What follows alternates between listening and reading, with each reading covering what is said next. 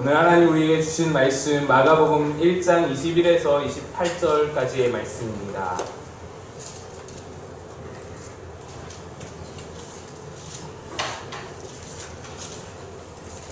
(28절까지만) 보겠습니다. 함께 우리 교독합시다. 마가복음 1장 21에서 28절까지만 제가 먼저 읽겠습니다. 그들이 가버나움에 들어가니라. 예수께서 곧 안식일에 회당에 들어가 가르치심에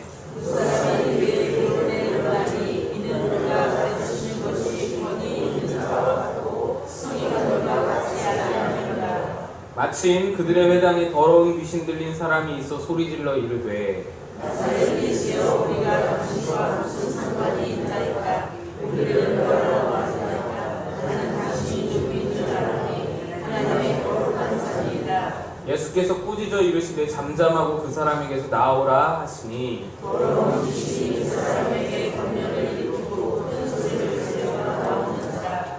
다 놀라 서로 물어 이르되 이는 어찌미냐. 권위 있는 새 교훈이로다. 더러운 귀신들에게 명한즉 순종하는도다 하더라. 예수의 소문이 곧 온 갈릴리 사방에 퍼지더라. 아멘. 오늘은 가버나움으로 향해 가신 예수님께서 그의 권위를 보이시는 그런 말씀입니다. 21절에 그들이 가버나움에 들어가니라. 예수께서 곧 안식일에 회당에 들어가 가르치심에 예수님께서 12명의 제자들을 모으셨고 그리고 가버나움으로 갑니다. 가버나움은 큰 도시였습니다. 예수님이 나고 자라셨던 나사렛에 비하면 굉장히 큰 도시, 큰 동네가 가버나움입니다. 안식일에 회당에 가셔서 예수님이 가르치기를 시작하십니다. 사실 예수님은 그 전에도 이렇게 본격적으로 사역하시기 이전에도 또 사단의 시험을 받으시고 세례를 받으신 이후에도 계속해서 안식일마다 예수님은 회당에 가셔서 가르치셨습니다. 그 증거가 누가복음 4장에 나와 있습니다. 누가복음 4장 15절 16절 말씀인데 화면을 한번 보시고 읽겠습니다. 시작. 신이 그 여러 회당에서 가르치심에 무사람에게 칭송을 받으시더라. 예수께서 그 안식일을 하시던 대로 회당에 들어가사 성경을 읽으시네. 예수님이 여러 회당에서 가르치셨다. 그래서 무슨 사람들에게 칭송을 받으셨다라는 이야기가 15절에 있습니다. 누가복음 4장 15절에 이미 여러 회당에서 가르치셨다. 지역을 돌아다니면서 마치 순회 설교하시듯이 회당마다 가시면서 가시는 지역마다 회당을 들어가셔서 안식일마다 회당을 가셔서 가르치신 거예요. 여러 사람에게 무사람에게 가르치셨더니 그 사람들이 다 칭송하였다는 것입니다. 그리고는 예수님께서 자라셨던 곳 나사렛에 이르러서 안식일에 또 늘 하시던 대로 이 단어가 굉장히 중요한 단어죠. 예수님께서 얼마나 오랜 기간 얼마나 많은 회당에서 가르치시기를 하셨는지를 우리가 볼 수 있는 장면이 바로 늘 하시던 대로입니다. 들어가서 성경을 읽으려고 서심에 이곳에서 이제 마가복음 내용이 아니라서 길게는 말씀 못 드리지만 누가복음에서 나오는 이 회당에서 가르치시는 장면, 나사렛에서 들어가셔서 이제 복음을 전하십니다. 이사야 40장 말씀을 가지고 말씀을 하시는데 그 말씀이 끝난 후에 나사렛이 고향이잖아요. 예수님의 자라신 동네입니다. 태어나신 곳은 아니지만 자라신 동네입니다. 그래서 다 아는 거예요, 예수님을. 그래서 예수님을 배척하죠. 그 요셉의 아들 아니냐. 요셉의 아들이 언제 저렇게 됐느냐. 뭐 이런 식으로 이제 어릴 적 소시적 시절을 다 아는 사람들이 예수님을 배척해서 예수님이 선지자가 고향에서 환영받지 못한다라는 말씀을 남기시고 그렇게 떠나십니다. 그리고 그 후로도 여러 군데에서 또 회당마다 가르치시면서 다니시다가 오늘 가버나움에 이르러서는 회당에서 가르치셨던 것입니다. 예수님께서 이렇게 회당에서 가르치시는 장면이 성경에 이게 가르치시는 장면이 사실 우리가 설교를 이렇게 듣는 것도 이렇게 따분한데 지루할 때도 있고 그렇잖아요. 재미도 없을 때도 있고 예수님이 가르치신 장면을 일일이 성경에 다 묘사했으면 우리로서는 참 좋겠지만 당시에 성경을 읽는 독자들로서는 굉장히 좀 따분하고 진부한 일이었을 거예요. 매번 회당마다 가르치시는 그 일들을 다 기록하기에는. 그래서 회당에서 가르치신 그 사역들이 좀 적게, 상대적으로 적게 기록되어 있을 뿐이지, 예수님은 사실 이 가르치시는 사역을 굉장히 많이 하셨습니다. 굉장히 즐겨 하셨고요.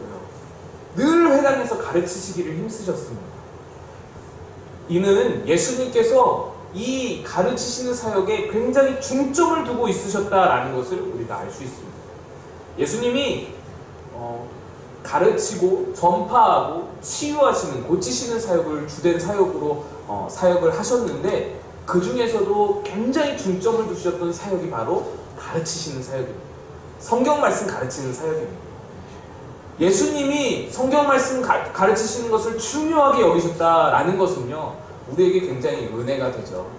지금 수요 예배에 나오신, 수요 성경 공부에 나오신 여러분에게 굉장히 은혜가 됩니다. 왜요? 이 자리에 성경 공부하러 나오는 이 시간이 예수님이 보실 때 중요하다라는 거예요. 귀하다라는 거예요.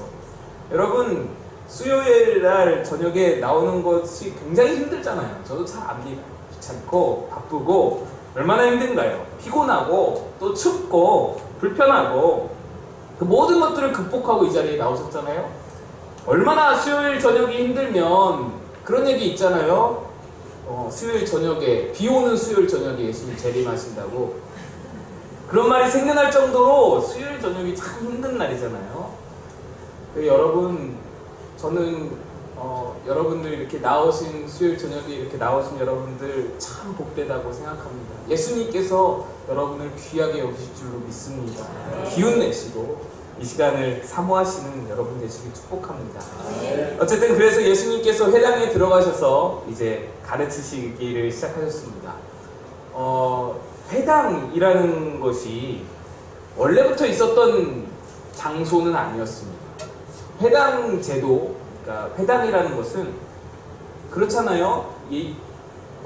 구약 성경에는 성전이 있었잖아요. 성전. 그래서 성전에 모이고 성전에서 제사하고 성전에서 예배하는 일이었는데, 구약 성경에는 회당이라는 말은 없습니다. 회당이라는 말은 잘 등장하지 않아요. 근데 어느 순간부터 신약 성경에서 회당이라는 말이 등장하기 시작했는데, 이 회당 제도는 바벨론 포로 기간에 만들어진 제도입니다. 바벨론 포로 기간에 생겨난 제도입니다. 유대인들이 고국에서 지낼 때는 성전에서 제사 드리면서 예배드렸죠. 말씀드린 대로. 그런데 바벨론에 의해서 성전이 파괴되었습니다. 느부갓네살 왕에 의해서 파괴되었죠. 그것이 이제 솔로몬 성전이죠. 이 성전에 대해서도 잠깐 말씀을 드리면, 먼저 성전은 3번 건축되고 3번 파괴되었습니다. 그렇죠? 첫 번째로 솔로몬 성전이 건축이 되었었고, 그것이 솔로몬이 지은 성전이 솔로몬 성전이 건축되었는데, 솔로몬 성전은 바벨론 느부갓네살 왕이 파괴하였죠. 그리고 나서 바벨론에서 포로가 귀환할 때 스룹바벨이 성전을 또 재건하죠. 느헤미야가 성벽을 재건하고 스룹바벨이 성전을 재건합니다. 그리고 나서는 이제 많은 사람들이 솔로몬의 성전의 그 영광을 생각하면서 울기도 하고, 또 젊은 사람들, 솔로몬 성전을 못 봤던 사람들은 그것을 즐거워하고, 막 그런 장면도 나오고 여러 가지 이야기가 있다가 구약 성경이 끝납니다. 그리고는 구약 성경과 신약 성경 사이에 로마에 의해서 이 스룹바벨 성전이 또 파괴가 됩니다. 이거는 성경에 나오질 않아요. 이 중간사에, 중간기에 일어난 일이기 때문에. 그리고 나서 또 그 중간기에 파괴가 된 두 번째 스룹바벨 성전 그 터에다가 헤롯 대왕이 유대인들에게 인기를 얻기 위해서 성전을 또 다시 재건합니다. 건축을 합니다. 그것이 바로 세 번째 성전, 헤롯 성전이라고 합니다. 이 헤롯 성전은요, 외형은 금방 9년 만에 금방 지었어요. 예수님 태어나실 때도 그 성전의 외형은 있었습니다. 근데 예수님이 살아가시는 내내 동안에, 시절 동안에 그 내부 공사는 계속 이루어지고 있었어요. 내부 공사는 거의 몇십 년을 거쳐서, 제가 잠깐 기억이 안 나는데 몇십 년을 거쳐서 이루어졌습니다. 그리고 내부 공사가 완료된 지 얼마 안 돼서, 10년도 채 안 돼서 로마에 의해서 다시금 유다 전쟁 때 파괴되고 맙니다. 그것이 AD 70년입니다. 그리고 그 파괴될 때 성벽 한쪽 벽만 남게 되어서 지금 유대인들이 그곳을 찾아서 통곡하면서 기도한다고 해서 통곡의 벽이라 불리우고, 그 터에는 뭐가 세워졌죠? 모스크가, 이슬람교의 모스크가 세워진 것입니다. 여러분, 그 예루살렘 사진 보면, 이스라엘 사진 보면 이렇게 노란 이렇게 동그란 그 뚜껑이 있잖아요. 그게 모스크잖아요. 그 성전 터 위에 세워진 모스크. 예. 그래서 그 통곡의 벽, 성벽, 남아있는 성벽을 붙잡고 유대인들이 그토록 기도하고, 거기다가 기도 제목 이렇게 적어가지고 벽 사이에다가 돌틈에다가 넣고, 그런 이제 문화가 생겨난 것이죠. 이러한 상황, 그러니까 중간기에 바벨론의 스룹바벨의 그 성전이 무너지고, 로마에 의해서 무너지고, 아직 헤롯 성전이 지어지기 전에, 죄송합니다.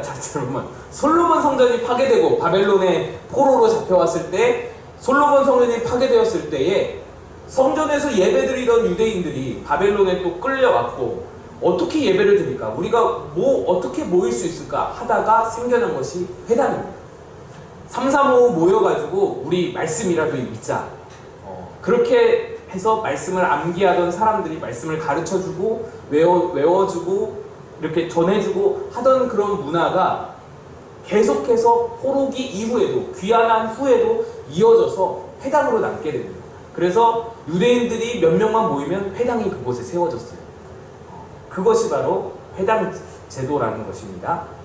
그래서 성전과 함께, 성전에서는 제사, 예배 이런 것들을 담당하고 제사장들이 관리를 하고, 회당에서는 이제 가르치고 교육하고, 율법을 가르치고 율법을 교육하는 그런 기관으로 이제 분리해서 세워지게 되고, 동시에 이제 성전과 회당이 함께 공존하게 되는 것이죠. 이 회당 제도가 생긴 후에 새롭게 생긴 직제가 있습니다. 그 뭐냐면 서기관, 율법사. 우리 신약성경에서 많이 들어봤죠. 서기관, 율법사는 다 성경을 필사하는 사람이었습니다. 여러분, 성경이, 우리는 이렇게 너무 간편하죠. 당시의 성경은 이만한 두루마기였잖아요. 두루마기. 그래서요, 이사야 41장을 찾으려면요, 이쪽 끝에서부터 똘똘똘똘똘, 여기는 말아 들어가고 여기는 말아서 피고, 이렇게 똘똘똘 말을 피면서 이러면서 찾아야 되는 게 당시의 성경이에요. 그러니 이게 너무 불편하고, 또 이게 몇 개 없어요. 한 개, 동네에 한 개, 뭐 이렇게 있으니까 외우는 거예요. 그래서 사람들이 외우는 거예요. 그래서 이것이 보존이 너무너무 귀하고, 또 이것을 보존하기가 또 어려우니까 계속해서 필사를 하는 거예요. 필사를 하는 사람들이 회당마다 있게 생기게 되었고, 그 사람들을 서기관이라고 부르게 된 것입니다. 이 두루마기 성경을 계속 필사하는 거예요. 필사도 어떻게 해요?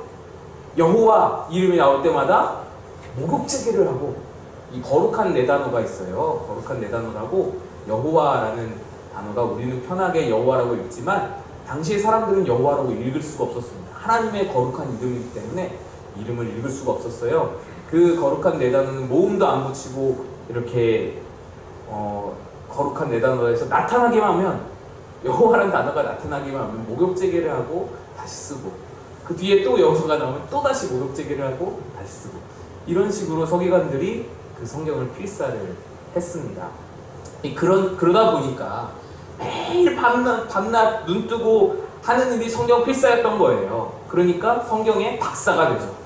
성경 율법에, 그때 당시에 성경하면 대부분 이제 토라, 모세오경이니까 이 모세오경을 계속 쓰다 보니까 레위기에 나온 율법들, 출애굽기에 나온 율법들, 신명기의 율법들을 달달달달 외우게 되는 것이죠. 그래서 이 사람들이 교육을 하게 됩니다.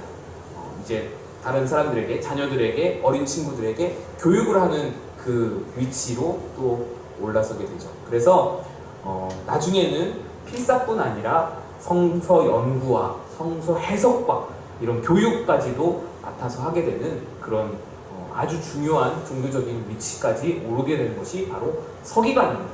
이런 틀이 다 잡힌 때가 예수님의 신약시대에 들어서게 되는 거예요. 그래서 이 회당이라는 곳에서 모임이 어떻게 진행되었냐면 나중에 이제 점차 회당이 자리가 잡히면서 회당에서 먼저 찬양을 하고 그 다음에 한 사람이 기도를 하고 성서 낭독을 하고 그 한 랍비가 스승이 나와서 성서 낭독을 하고 그것에 대해서 해석을 해줍니다. 이 성서 낭독과 해석, 그러니까 설교의 경우에는 담당자가 정해져 있지 않고 따로 담당자가 정해져 있지 않고요. 그 지역의 장로나 또는 서기관이나 돌아가면서 랍비라 불리우는 사람들이 돌아가면서 담당을 했습니다. 가끔은 외부 강사도 초청을 했다고 합니다. 그러니까 예수님께서 각 지역에 외부 강사로 초청되면서 그렇게 성경을 해석하시면서 가르치셨다라는 것이죠. 그리고 나서 토의의 시간이 있었습니다. 요 순서가 찬양 부르고 기도하고 성서 낭독하고 해석하고 그리고 토의하고 요 순서가 그대로 1세기 초대교회에 그대로 영향을 주었고요. 그것이 오늘날 우리의 예배에까지도 영향을 주게 되었던 것입니다. 이게 초대교회의 예배의 원형 모체였어요.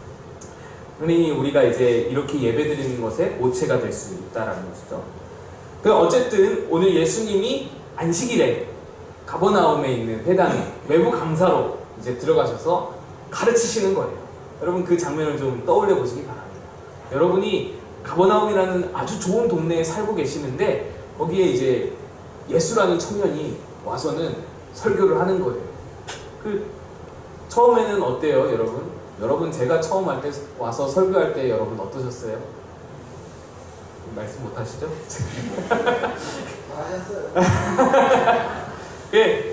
예수님께서 오셔서 설교하실 때에도 뭐 기대 반, 뭐 또 설렘 반, 또 어떻게 하나 보자 이런 어떤 마음들, 여러 가지 마음들이 있었을 거예요. 근데 오늘 반응을 보면요, 놀라운 반응이 일어납니다. 22절이죠.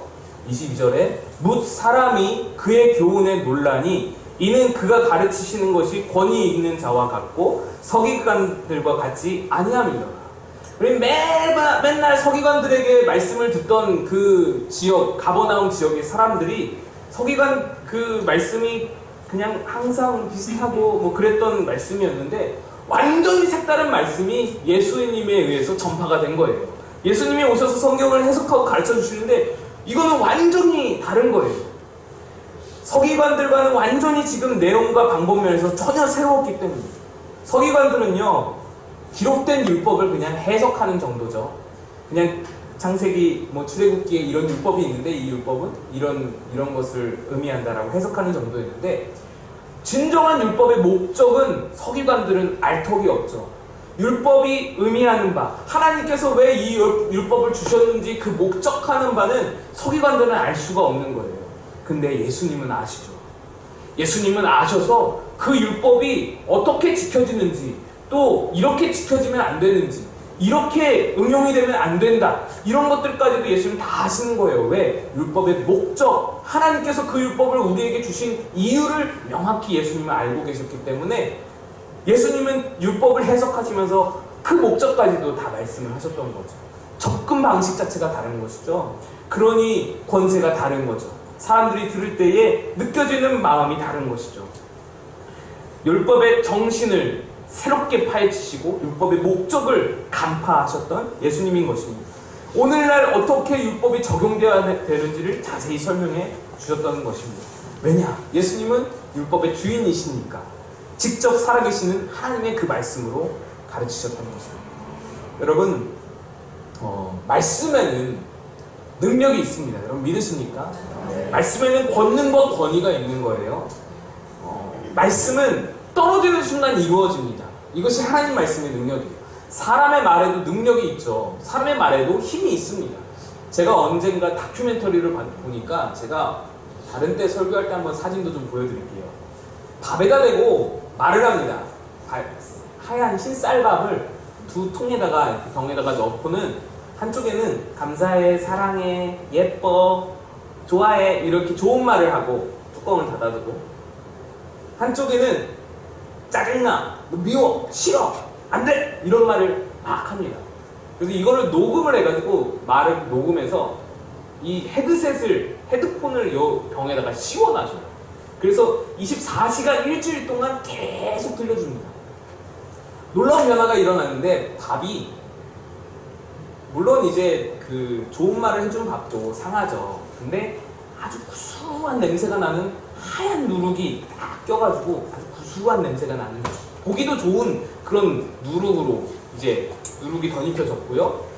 근데 짜증나 했던 그 병은 새까맣게 변해서 냄새도 고약하고 곰팡이가 아주 미운 아주 더럽게 생긴 그런 곰팡이로 차있는 그 변화를 일주일 만에 보게 된 그런 다큐멘터리를 제가 본 적이 있습니다.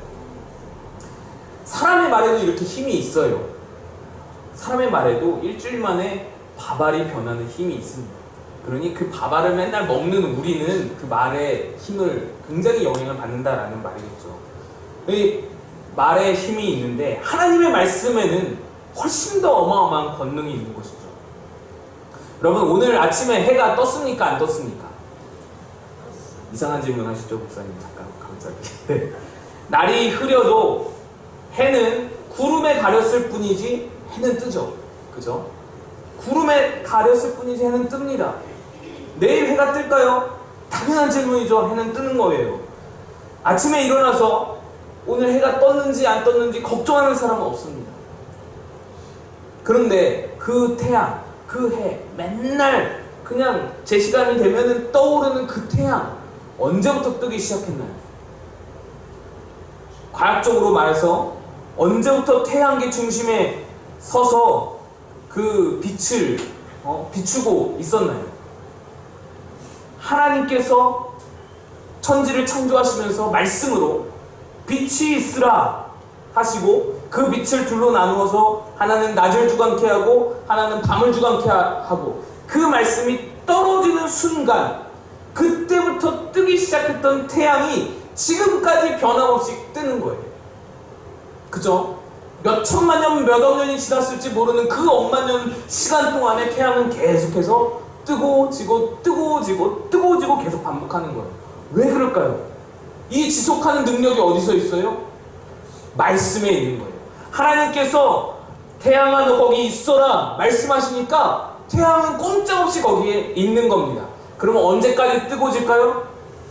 하나님이 너 그만해라 하실 때까지 계속 뜨고 지는 거예요. 이게 하나님 말씀의 권능이에요. 말씀은, 하나님의 말씀은 떨어지는 순간 존재가 됩니다. 제가 여기에서 오늘 여기에서 멋진 양복이 있어라 라고 말해서 딱 생겨나면 얼마나 좋겠어요. 여기에서 살이 15kg 빠질지어다 해가지고 싹 빠지면 얼마나 좋겠어요. 말이 떨어지는 순간에 존재가 되고 실제가 되면은 그게 얼마나 좋겠어요. 근데 하나님 말씀에 그 능력이 있다라는 것입니다. 그래 여러분 이 하나님의 말씀의 능력을 우리가 믿는다면 우리 안에도 그 권세가 주어지게 되는 거예요. 하나님의 말씀은 선포되는 순간 실존이 되는 겁니다. 그리고 그 존재는 영원히 지속하는 거예요. 우리는 늘 변하는 것에 이 불안함을 느끼잖아요. 변할까봐 두려움을 느껴요.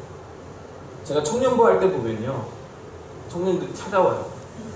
목사님, 우리 오빠가 예전에는 나 아니면 축구 못 산다고 그랬는데 그랬던 오빠가 갑자기 카톡을 보내면 답장이 느려져요. 일십 안일십 여러분 아세요? 읽었는데 씹었다라는 거예요. 안 읽었는데 씹고 뭐 그런 거 있어요. 문자를 씹었대요. 그 단문을 안 보낸다라는 거예요.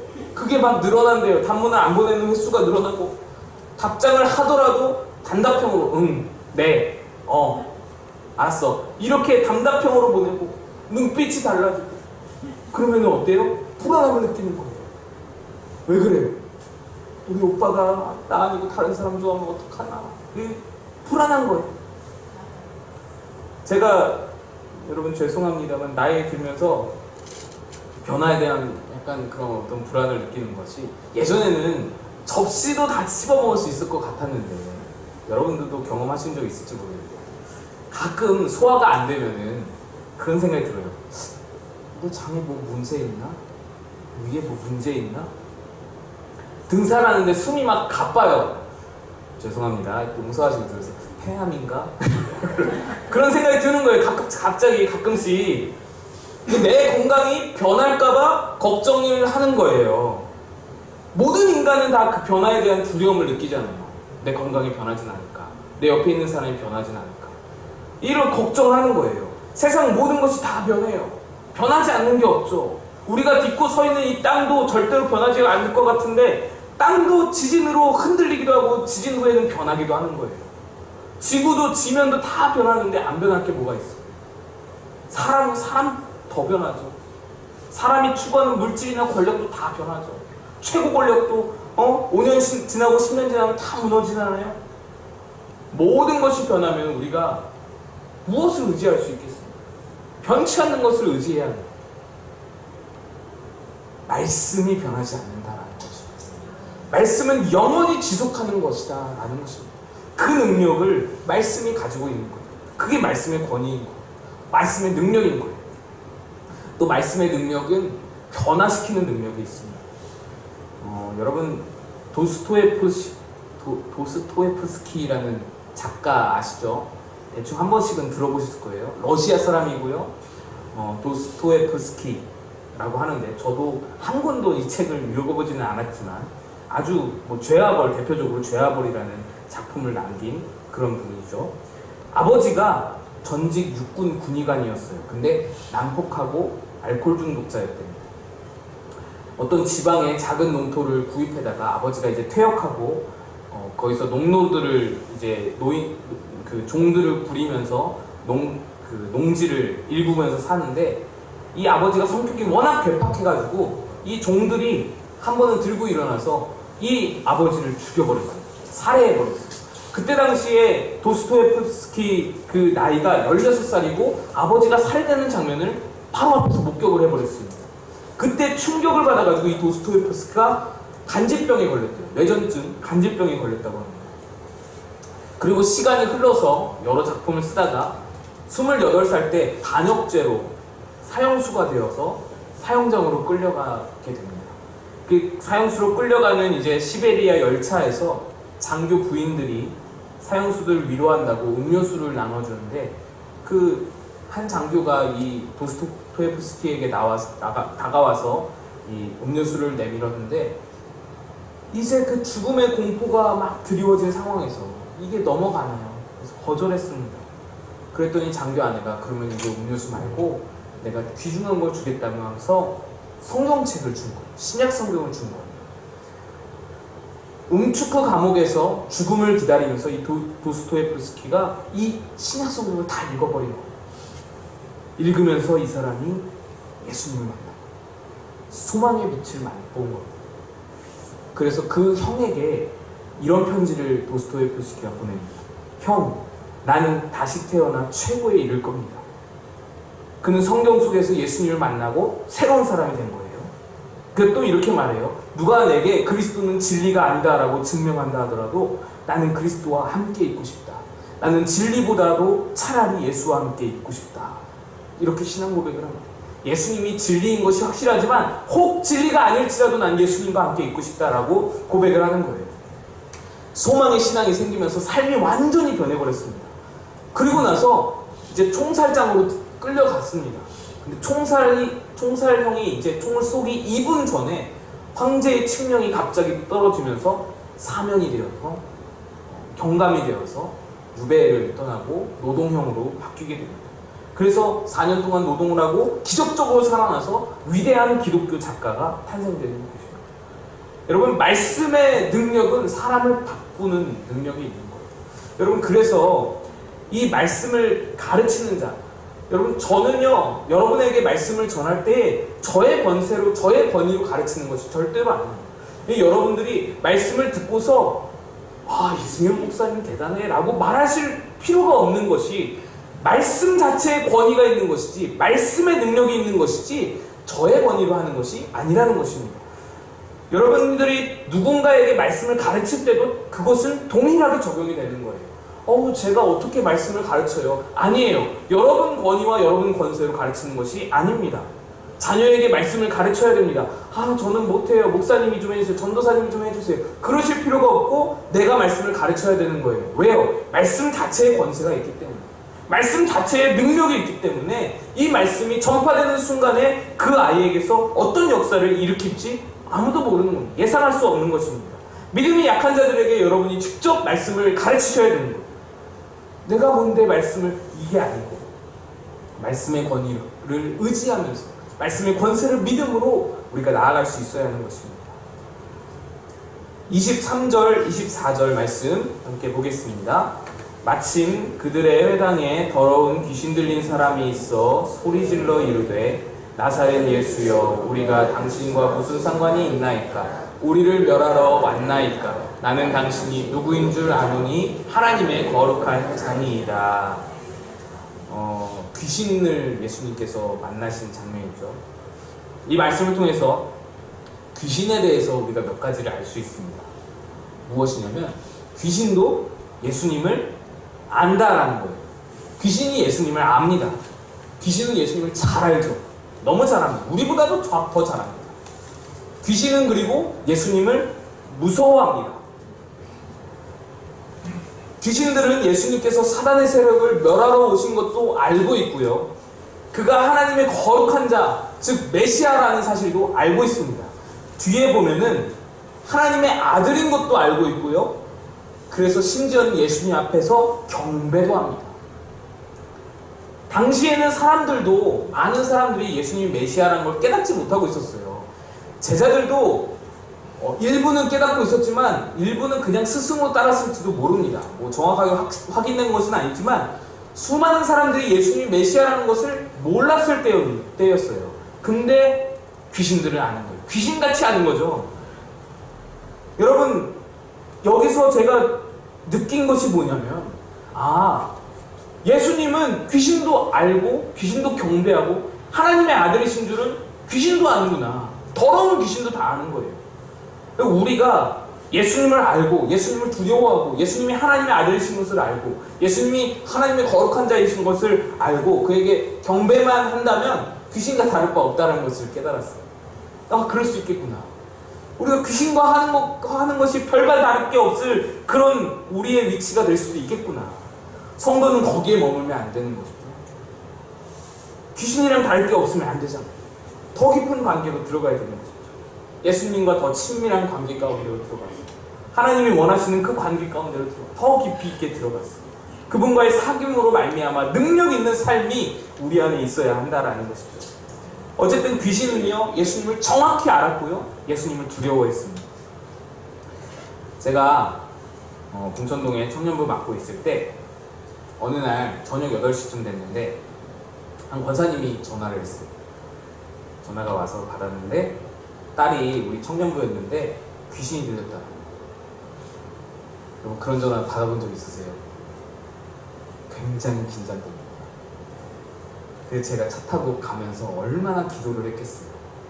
하나님, 나는 쫓아본 적 없어요. 여러분, 처음은 다 긴장되잖아요. 설교도, 첫 설교가 얼마나 긴장되는지 여러분 아세요? 제가 그 아파트 주차장에 도착해서 한 5분, 10분을 못 들어가고 밑에서 기도했어요. 하나님, 도와주세요. 근데 그때 제게 주셨던 마음이, 하나님 마음이 이거였습니다. 네가 하는 거 아니다. 예수의 권세로 하는 거고 네 안에 있는 예수님의 권세, 복음의 권세로 쫓아내는 거지 네가 하는 거 아니다. 그때 용기가 생기더라고요. 여러분, 그렇죠. 사람은 용한 목사님 찾아요. 제가 방금 말씀의 권세를 말씀드린 것처럼 사람은 용한 목사님 찾아요. 마치 용한 무당 찾듯이 귀신 쫓아내야 된다 그러면 용한 목사님 찾잖아요, 우리도. 근데요, 용한 목사님이든 안 용한 목사님이든 똑같이 예수님의 권세로 쫓아내는 겁니다. 치유가 필요한가, 뭐 치유의 역사나 뭐 안수기도나 뭐 축복이나 다 마찬가지죠. 용한 목사님, 안 용한 목사님이 따로 있는 것이 아니라 누구의 손길이든 예수님의 권세로 역사가 일어나는 것입니다. 그래서 올라갔어요. 제가 올라갔어요. 얘가 얌전하게 있더라고요. 방금까지는 막 난리를 쳤대요. 그래서 제가 나 알지? 라고 했더니 대답을 안 해요. 자기 안에 누가 있대요. 자꾸 그 목소리가 자기한테 뭘 시킨대요. 얘기를 한다라는 거예요. 근데 좀 이상했어요. 그래서 말을 많이 걸었어요. 그랬더니 막 이야기를 해요. 그랬더니 그냥 친구가 그래요. 자기는 창녀래요. 여자아이였는데 자기는 창녀래요. 하나님이 자기를 버렸대요. 그래서 아니야, 예수님이 너 얼마나 사랑하시는데 라고 얘기를 하니까 아니래요. 자기는 창녀고 너 창녀 아니야, 너 나쁜 사람 아니야. 그랬더니 예수님이 누구냐는 거예요. 예수님이 누구냐? 예수는 없대요. 예수는 없는 사람이에요. 그 사람이 만들어낸 얘기라고 막 그러는 거예요. 그때 제가 좀 이상했어요. 귀신이라면 방금 말씀드렸죠. 귀신은 예수님을 알거든요. 귀신은 예수님을 무서워할 뿐이지 인정하거든요. 예수님이 없다고 이렇게 확신에 쳐서 말하는 거는 이거는 이상한 거예요. 여러분, 귀신이 제일 무서워하는 사람이 예수님이고 예수쟁이에요. 여러분, 그런 얘기 많이 들어보시는지 모르겠어요. 신내림 받은 무당 있잖아요. 뭐 가짜 무당 말고 진짜 신내림 받은 그런 무당들, 진짜 무당들은 예수쟁이가 있으면 신이 안 내린대요. 예수쟁이가 있으면은 푸닥거리 못 한다라는 거예요. 안 된대요. 그래서 여기 중에 예수쟁이 있냐고 빨리 나가라고 그렇게 말. 의심되면 한번 가보세요. 아닌 척하고 한번 가보세요. 저도 뭐 한 번도 가본 적은 없는데 여기 예수쟁이가 있어 몇 번 그런 얘기 하는 걸 제가 들었어요. 아무튼 청년 어머니에게 제가 이 예수님을 알 텐데 귀신이라면 귀신이 아닌 것 같다고 그 기도 막 해달래요. 그래서 제가 기도해드렸어요. 기도해주고 그리고 나왔어요. 근데 그날 밤에 일이 터진 거예요. 목사가 영빨이 없어서 애가 귀신 들렸는데 귀신도 아니라고 정신병자 취급했다고 생각하셨는지 모르겠지만 다른 기도하는 권사님들을 막 부른 거예요. 그래서 기도 특공대 한 5-6명을 불렀어요. 그래서 권사님들이 찬송 부르고 기도하고 애를 막 때리고 막 했더니 얘가 더 막 발작을 일으킨 거예요. 급기야는 막 오줌을 싸고 권사님들이 막 때리고 옷을 벗어 제끼고 막 그렇게 난리를 쳐가지고 결국 119를 불러가 아무리 기도를 해도 낫질 않는 거예요. 고침을 안 받는 거예요. 그래서 119를 불러서 병원 실려가서 진정제 맞고 그렇게 안정을 약 처방받고 그렇게 잠이 들었대요. 그렇게 안정이 되어서 집에 또 돌아왔는데 몇 주 뒤에 또 그러는 거예요. 권사님이 제가 이제 한 말이 생각이 났는지 저를 또 부르셨어요. 갔어요. 이번에는 기도보다는 상담을 해줬어요. 아이가 얘기를 해요. 자기가 어느 날 야한 동영상을 봤대요.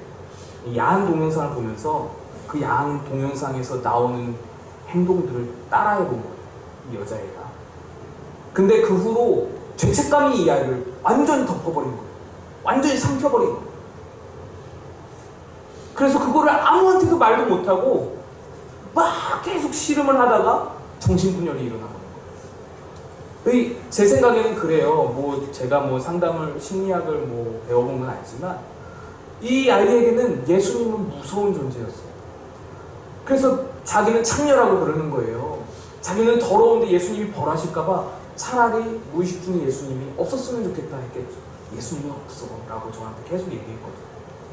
그래서 제가 정말 너무 가슴이 아프잖아요.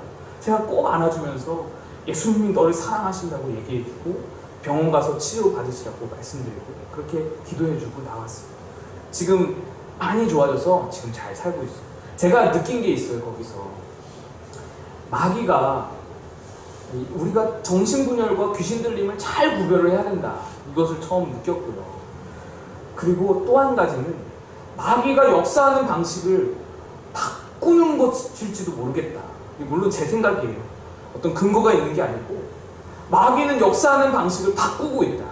물론 지금도 제3세계나 아프리카나 중동 지역에 가면 귀신 들리는 사건들이 일들이 종종 일어나는데 지금 현재 우리 한국 사회에서는 귀신 들리는 사람 갈수록 보기가 점점 어려워지잖아요. 그 과학기술의 혜택을 받고 지식 수준이 높아지면서 그런 지역일수록 이런 게 잘 안 나타나는 거예요.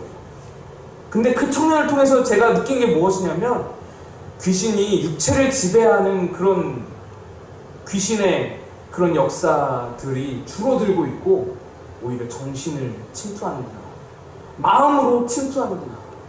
귀신들이 이런 우리 발전한 한국 사회에서 같은 경우에는 이런 경로로 침투를 많이 하는구나. 방식이 바뀌는 거구나. 방법을 여러 가지로 하고 있구나. 여러분 나중에 거라사의 광인 말씀에도 나오지만 육체를 지배한 귀신은 차라리 낫습니다. 드러나 보이기라도 하잖아요. 확 눈에 띄어서 바로바로 처신할 수 있잖아요. 기도할 수 있잖아요. 근데 마음과 정신을 피폐하게 하는 귀신은 잘 배지도 않고 문제가 생겨도 문제를 인식하지 못하는 것. 그 아이의 죄책감을 얼마나 많은 오랜 기간 동안에 방치했기에 그 아이가 정신분열까지 이르게 된 거죠. 어찌됐든 여러분, 정신질환과 귀신 들림은 잘 구별할 필요가 있습니다. 공통점과 차이점이 좀 있는데요. 공통점은 사람을 피하고 제 몸을 상하게 하면서 옷을 벗거나 소리를 지르고 또 혼자 얘기하기도 하고 난폭해지기도 하고 환각을 경험하는 경험에 있어서는 비슷하다고 합니다. 그런데 차이점이 있어요. 귀신 들린 자는 초자연적인 능력이 있다거나 분명한 것은 예수님을 알아본다는 것이죠. 예수님을 알아요. 초자연적인 능력은 뭐 쇠사슬 쇠고랑을 깼고 돼지 2000마리를 죽이는 그런 어떤 능력이 있죠. 또 귀신 들린 자는 분리된 개성, 즉 자아 정체를 가지고 있어요. 그래서 논리적이고 현실적인 대화가 가능하대요. 그런데 정신질환자는 대부분 현실적인 대화가 곤란하죠. 귀신 들린 자는 기도하면 진짜 참되게 예수 그리스도를 믿는 예수의 능력으로 다가가 접근하여서 기도하면 급속도로 치료가 됩니다. 빠른 시간 내에 떠나가니까 치료가 확 돼요. 그런데 정신질환은 굉장히 오랜 시간 동안에 치료를 해야 합니다. 이것이 큰 차이죠. 정신질환은 그 원인이 정신적인 것에 있기 때문에 뭐 사랑이 결핍되었다거나 상처를 크게 받았다거나 그런 어떤 발생한 시점과 원인을 추적해 볼 수 있는데 귀신 들림은 전혀 그렇지 않죠. 그래서 우리가 잘 구별할 수 있어야 합니다. 물론 어려운 일인데 그것을 잘 구별해야 대처도 잘 할 수 있는 것이고 그 제가 만났던 아이처럼 그런 불상사가 일어나지 않을 수 있다는 것이죠. 우리 마지막으로 25절에서 27절까지 보겠습니다. 시작. 예수께서 꾸짖어 이르시되 잠잠하고 그 사람에게서 나오라 하시니 더러운 귀신이 그 사람에게 경련을 일으키고 큰 소리를 지르며 나오는지라. 다 놀라 서로 물어 이르되 이는 어찌미냐. 권위 있는 새 교훈이로다. 더러운 귀신들에게 명한즉 순종하는도다 하더라. 이 귀신을 향하여서 예수님은 단순히 꾸짖으셔서 쫓아내십니다. 말씀 한마디로 쫓아내신다라는 것입니다. 예수님의 말씀의 권세는 단순히 선생으로서 가르치는 권세만 있는 것이 아니고 가르칠 때 듣기 좋은 그런 권세만 있는 것이 아니고 창조주로서의 권세를 가지시는 분이십니다. 그래서 모든 피조물에게 말씀 한마디면은 그대로 이루어지는 능력과 역사가 있으신 것입니다. 말씀드렸다시피 창조주의 권세로 피조물에게 명하여 나오라 하시면 그것이 실제로 이루어지는 것이 예수님의 말씀의 권세인 줄로 믿습니다. 바람과 파도를 꾸짖으셨더니 잠잠해지시는 거예요. 태양이 있으라 말씀하셨더니 태양이 생기는 거예요. 여러분, 우리에게도 바로 이 권세를 주신 줄로 믿습니다. 요한복음 1장 12절에 보면 영접하는 자 곧 그 이름을 믿는 자들에게는 하나님의 자녀가 되는 권세를 주셨다 말씀하셨습니다. 우리에게도 이 자녀의 권세, 창조주의 권세가 있는 거예요. 이 권세로 마귀를 쫓아낼 수 있는 거예요. 꾸짖을 수 있는 거예요. 우리도 그 권세로 꾸짖으면 내 권세가 아니라 예수님의 권세로 쫓아낼 수 있는 거예요. 이 일이 있은 후에 28절에 예수의 소문이 온 갈릴리 사방에 퍼지더라 했습니다. 이 일로 인해서 소문이 쫙 퍼졌어요. 이 소문으로 인해서 뒤에 또 다른 일이 이제 이어지게 됩니다. 그래서 예수님은 이제 유명 인사가 되셨어요. 오늘 본문에서 이제 예수님의 말씀의 권세를 우리가 확인했습니다. 예수님의 그 말씀, 영원히 지속하는 권세를 가지셨고 말이 떨어지는 순간 실제가 되는 권세가 있으시고 귀신도 복종하는 모든 피조물이 복종하는 권세가 있으신 줄로 믿습니다. 그 예수님이 그 말씀, 그 권능의 말씀으로 여러분에게 말씀하십니다. 내가 너 사랑한다. 내가 너 자녀 삼았다. 내가 너를 구원하리라. 말씀하시는 줄로 믿습니다. 여러분, 이 말씀은요 변함이 없는 영속하는 말씀입니다. 오늘 예수님이 날 사랑하신다 말씀하셔서 은혜 받아서 기분이 좋다가 내일 아침에 눈 떴더니 아닌 것 같아. 의심이 돼요. 예수님 나 안 사랑하나? 예수님 나 사랑한다고 다시 한번 말씀해 주세요. 이럴 필요가 없는 거예요. 왜? 하나님의 말씀은 한 번 떨어지면 실제하는 것이고 그것이 실존하는 것이고 영원히 변함이 없기 때문에 예수님께서 여러분에게 말씀하신 그 약속들, 사랑한다 말씀하신 것들, 구원하시겠다 말씀하십니다. 의심하지 말고 영원히 지속되는 그 말씀 의지하여서 힘있게 살아가시는 여러분 다 되시기를 축복합니다. 우리 함께 기도하겠습니다. 하나님 아버지, 오늘도 아버지께서 우리에게 주신 권세로, 말씀의 권세로 이기며 살아가게 도와주시옵소서. 우리 삶이, 인생이 그 말씀의 권세로 하나님 승리할 수 있도록